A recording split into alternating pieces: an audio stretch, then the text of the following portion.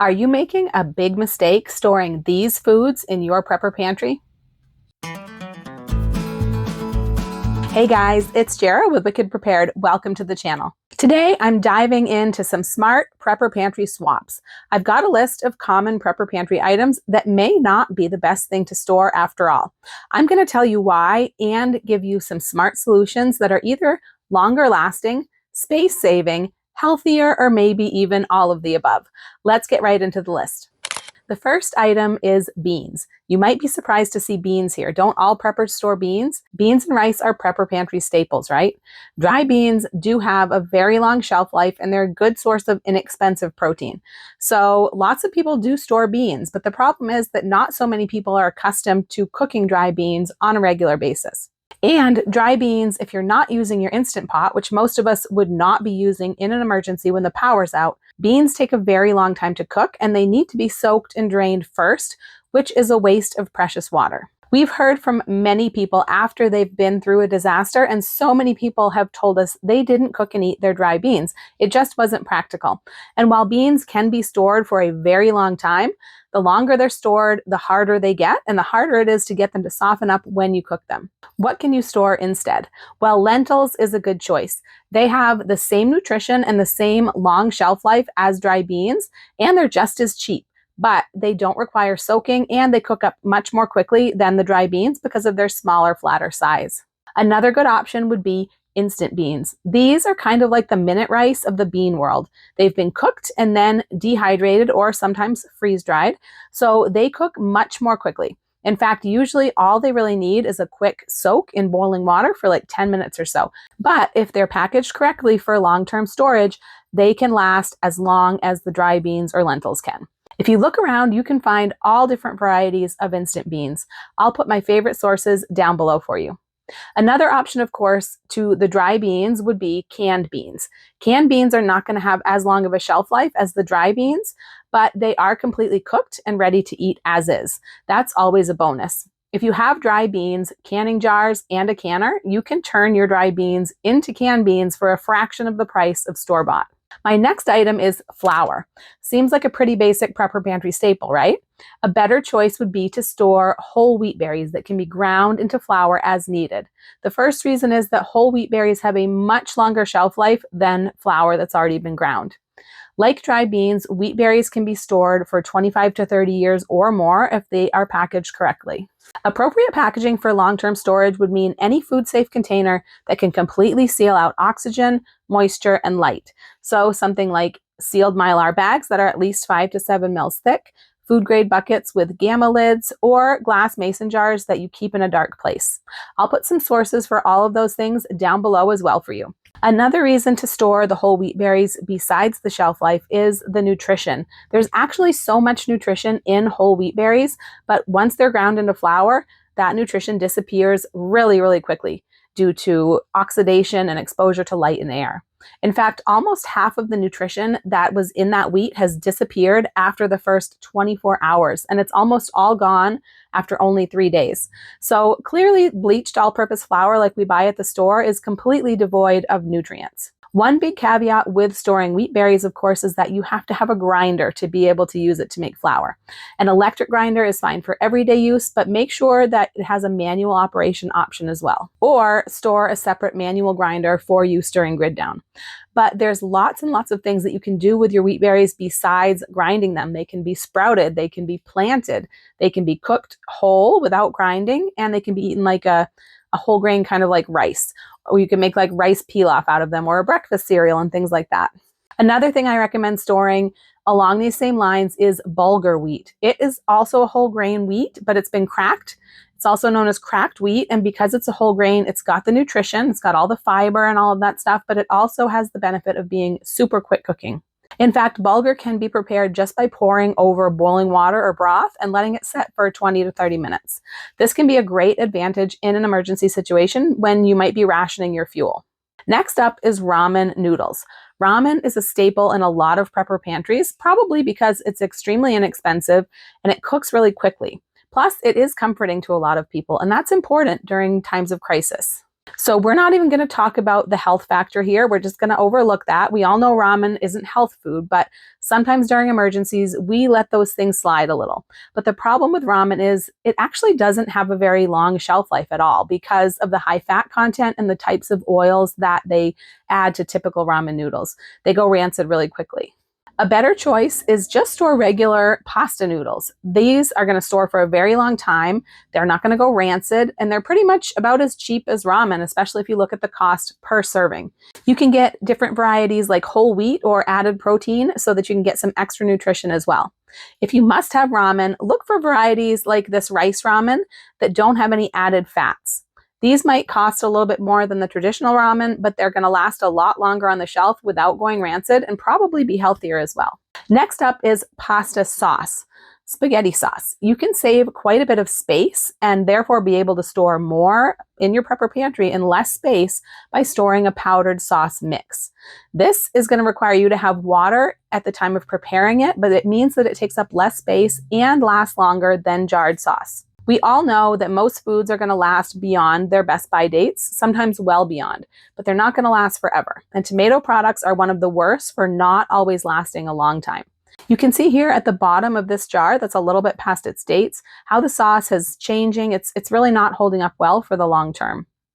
But you can see how these powdered mixes take up about the same amount of space as a jar of prepared sauce, but they're going to make many, many more servings of sauce than what's in the jar. And here's another benefit you might not have thought of. You can make just the amount of sauce that you need to use at a time. With a jar, once you open the jar, you have to use the whole jar or be able to refrigerate it, which we probably won't be able to do during an emergency.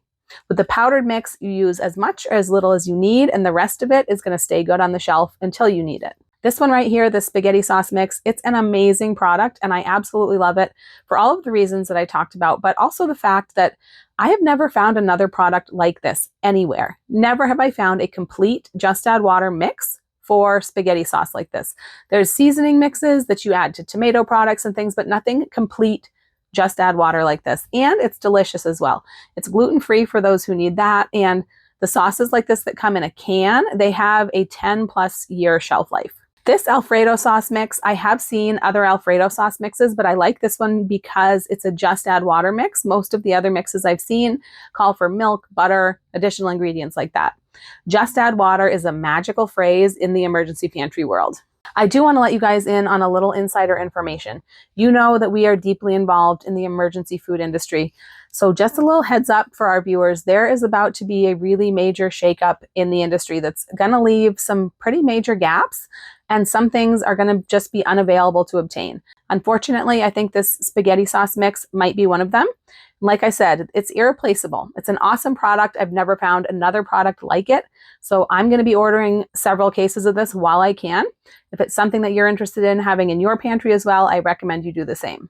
We do have news of some very steep discounts coming up as well. So I'm urging you to get yourself on our deal alerts thread just by texting my number that you see at the bottom of the screen there, because you're not going to want to miss out on the news and the deals that are coming up.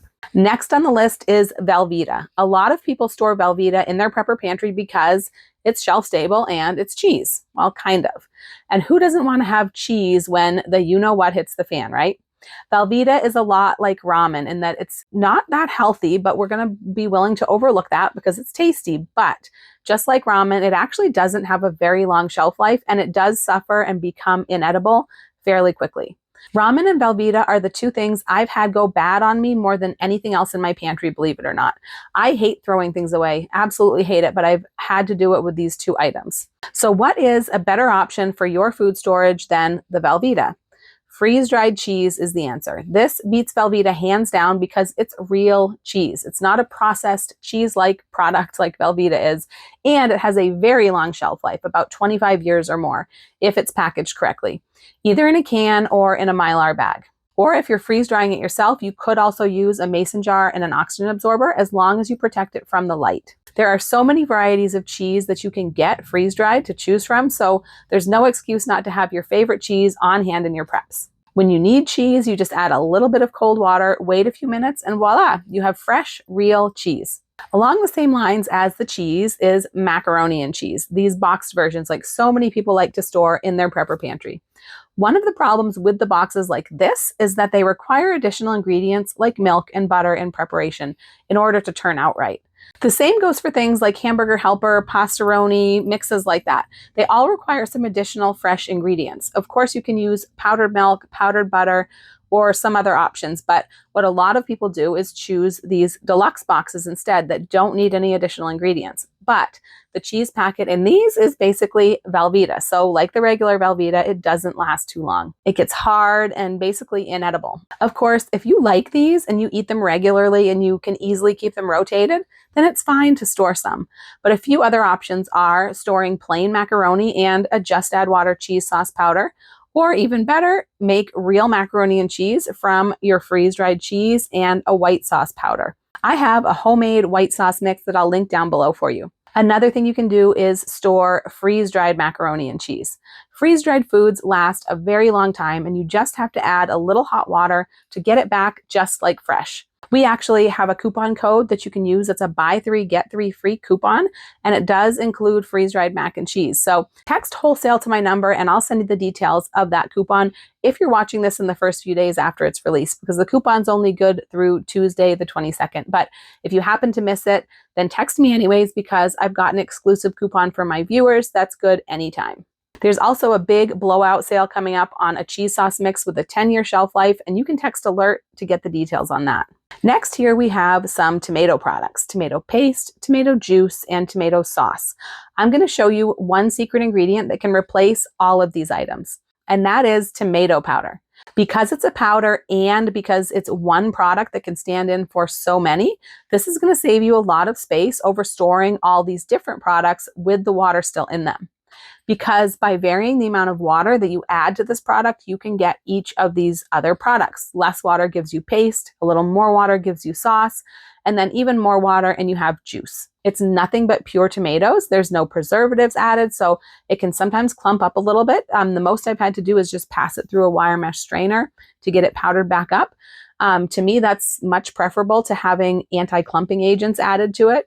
I also keep it in a mason jar to keep any moisture from getting into it.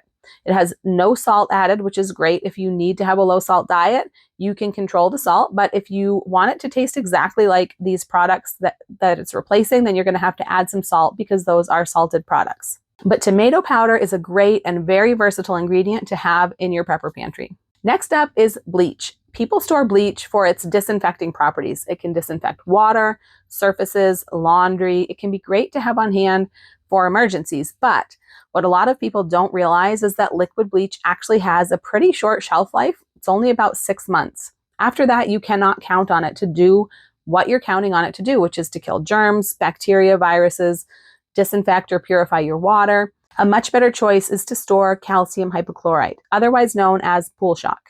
This is a powdered or granulated, might be a better word, product that can make bleach, basically. It has a very long shelf life, like at least 10 years, and it only takes a tiny amount to make a whole gallon of liquid bleach.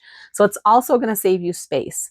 Do your research, find out the right pool shock to buy, and know how much to use for your needs. You're going to want one with no added algicides or fungicides and at least 73% strength. The only caveat here is to make sure that you keep the powdered calcium hypochlorite dry until use and that you store it in a glass or plastic container, never metal, because it's very, very corrosive.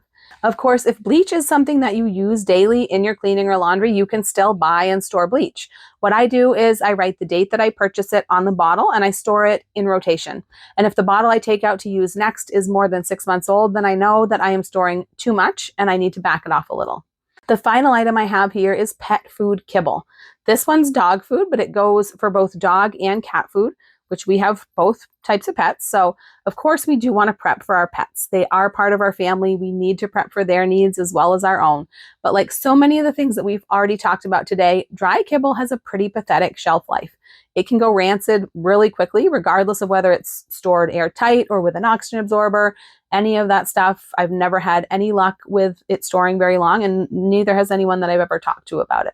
A better choice for stocking up is either canned or freeze-dried pet food, or a little bit of both. Canned goods last a very long time, and pet food is no exception. And of course, we know that freeze-dried food lasts a very long time, and it has a very high nutrient retention rate. One thing to remember is that most freeze-dried pet food is sold for the high quality and the high nutrition for those who want the best for their pets. It's sold for everyday use and not for long-term storage. So if you want it to last a longer time for stockpiling purposes, then you would need to repackage it, just like we've talked about repackaging all the human foods. I really like this freeze-dried food for a couple of reasons. Number one, it's appropriate for both dogs and cats, so I can have just one product for all of my animals. And being freeze-dried, it's very light. Both of those factors make it great for a bug out bag or an evacuation kit. But we feed kibble daily and we store both canned and freeze-dried foods as well. And we do rotate through it by using it as a supplemental food and food topper, things like that. I wish we could afford to feed it exclusively, but unfortunately we have way too many animals to get off kibble completely. Okay guys, I hope you found this helpful and got some ideas that might help you level up your prepper pantry. We all know the world has gone sideways and it's more important now than ever to prepare for what may be ahead. If some of my no-no items today are in your pantry, that's okay. The cardinal rule here is to store what you eat and eat what you store. As long as you're rotating things, you're gonna be all set. But do consider some of the alternative options that I've listed to help you have a fuller, healthier, longer lasting, space-saving prepper pantry. As always, I've got links to help you if you have trouble finding anything I mentioned. If you made it all the way to the end of the video, leave me a no-no emoji down in the comments. And to see more prepper pantry must-haves, check out this video next. I'm Jara with Wicked Prepared. Survive today, thrive tomorrow. We'll see you next time.